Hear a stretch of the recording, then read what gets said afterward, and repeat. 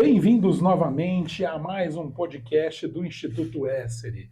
Hoje na nossa playlist A Ampulheta, onde eu faço uma pergunta ao professor Jonathan e durante o tempo da pergunta e da resposta transcorre a areia na ampulheta.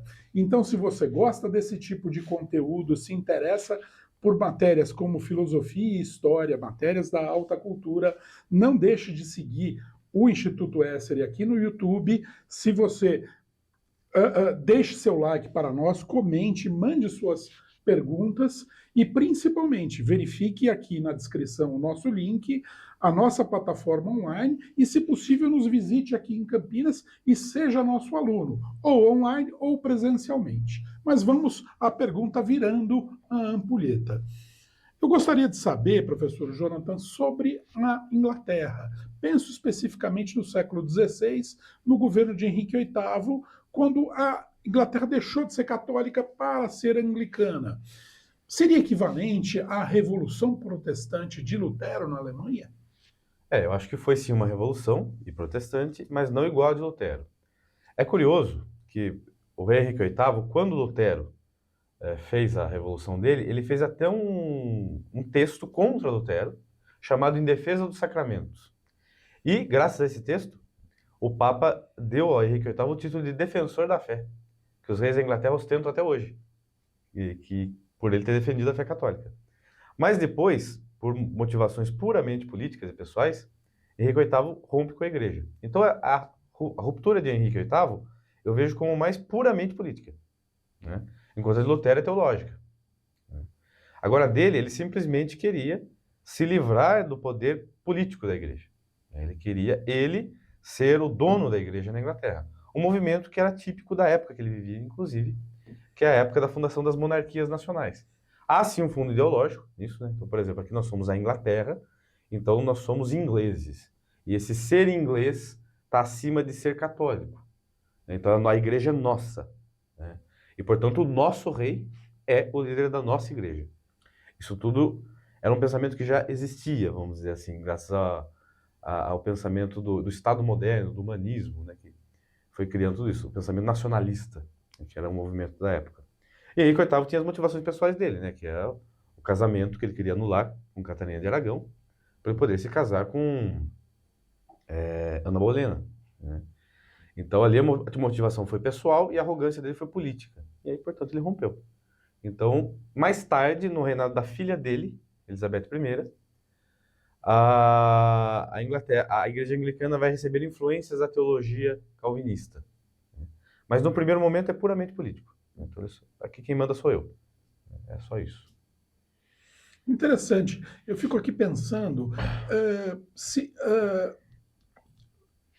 seria mais fácil para os anglicanos retornarem a serem católicos do que os protestantes em si. Isso é fato ou essa influência calvinista depois já criou uma barreira muito grande para que isso teoricamente seja possível?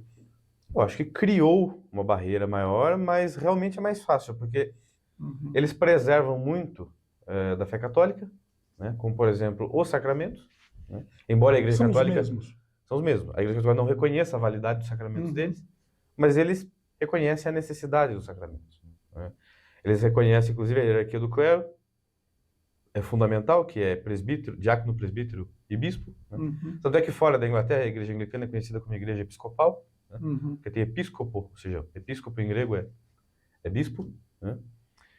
Então, portanto, tem uma maior facilidade, sim. Só que a igreja anglicana, devido a essa influência, e agora, a partir do século XX, essa influência da teologia modernista foi muito grande, né? Então agora eles ordenam mulheres, eles fazem casamento de pessoas do mesmo sexo, eles ordenam pessoas abertamente homossexuais, eles inclusive aboliram a noção de inferno eterno dentro deles, né? Dentro da teologia deles. Então isso tudo afastou muito da Igreja Católica. Afastou muito mais, né? Talvez agora até teologicamente, por um lado, eles estejam mais próximos por reconhecer os sacramentos e a hierarquia, e até a estética, né? Eles usam as igrejas católicas que Henrique VIII roubou da Igreja Católica, né? As construções. mas teologicamente talvez estejam até mais afastados do que os próprios calvinistas. Uhum. Né? Os presbiterianos, por exemplo, né? Porque eles não aceitam essas coisas que os anglicanos estão aceitando agora. Então, por causa hoje, então até o século XIX eram mais próximos, sim, mas hoje, por causa da teologia modernista, estão mais distantes ainda na mentalidade modernista, ainda que na estrutura eles sejam mais semelhantes.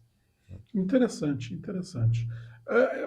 Acho que não temos mais tempo, né? Mas eu estou absolutamente satisfeito com a resposta e acho que tenho algumas reflexões. Faremos, acho que, mais uma ampulheta sobre essa questão, porque o tempo agora se esgota e eu quero agradecer muito a audiência de vocês, reiterar o meu pedido que, se você estiver no YouTube, curta este vídeo e compartilhe, e assim como coloque as suas observações aí no campo de observações, faça as suas questões para próximos programas e não deixe de visitar também o link na descrição, onde tem a nossa plataforma de cursos e, se possível, venha a Campinas, estando na região, passe por aqui e venha conhecer o Instituto Essere. Muito obrigado.